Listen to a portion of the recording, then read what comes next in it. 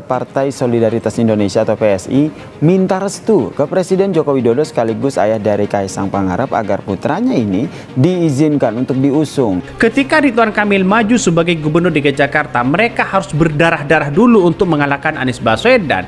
Ditambah lagi ya Kaisang yang menjadi wakil menjadi beban di situ. Artinya apa? Artinya nampaknya kecil begitu kan. Bapaknya saja seorang Jokowi, mulai dari wali kota Solo, terus kemudian Gubernur DKI Jakarta, kemudian presiden begitu kan. Ya seperti Gibran jadi wali kota Solo walaupun mereka hanya 2 tahun, tidak pengalamannya hanya kecil begitu kan. Lalu kemudian menjadi calon wakil presiden. Ya nampaknya ya Kaisang tidak ingin kalah begitu, ingin dekat jabatan dengan antara presiden, wakil presiden dan gubernur. Ya nampaknya si Kaisang tiba-tiba ya ingin mencalonkan diri sebagai gubernur dan atau wakil gubernur. Dan inilah yang kemudian menurut saya pribadi agak kejauhan. Orang akan melihat apa sih prestasi si Kaisang, kan begitu logikanya. Mungkin prinsipnya lebih baik bunuh diri daripada jadi tawanan, kan itu intinya. Jadi menyodorkan Yusuf Hamka itu udah pasti sesuatu yang direncanakan untuk ya menyimpangkan politik Jakarta itu dari genggaman Jokowi kan. Kayak kira-kira begitu tuh. Golkar mungkin menganggap capek gue daripada di kartu gue dipegang oleh Pak Lurah, ya gue sodorin aja itulah.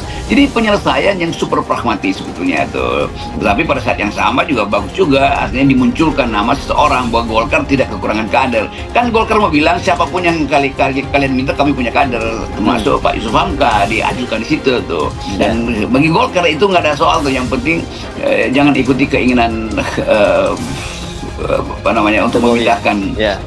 Iya, jangan ikuti keinginan Jokowi untuk memasangkan Kaisang dengan Ridwan Kamil, kira-kira itu aja soalnya. Tapi udahlah, itu bagi kita itu perspektif Golkar itu upaya untuk menyimpangkan peluru yang ditembakkan pada dia oleh Jokowi. Turbulensi yang ada di dalam begitu, bagaimana Kaisang ini harusnya tadi ada di Jakarta, dan sampai terakhir PAN masih mengatakan bahwa kalau seandainya ini akan tetap dipasangkan dengan Ridwan Kamil begitu di Jakarta.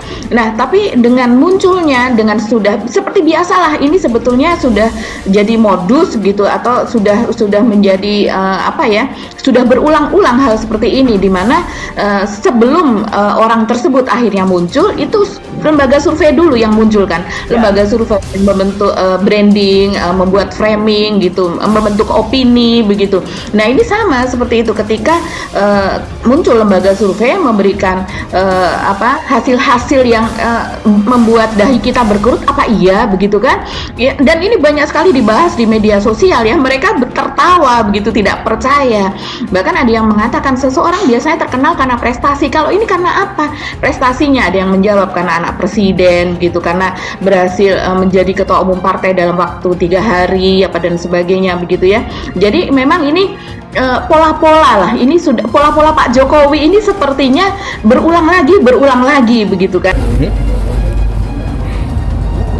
Intinya semua ini yang milih tuh warga. Wacana itu adanya hanya kemauan dari sepihak, dari PSI. Karena PSI ini nggak memiliki tokoh ya, dan kursinya juga nggak cukup. Jadi saya kira menggadang-gadang Mas Kaisang ke Depok hanyalah sebuah wacana dan bukan dari keseriusan Mas Kaisang sendiri. Untuk itu bagi kami di PKS majunya seorang anak presiden hal yang biasa.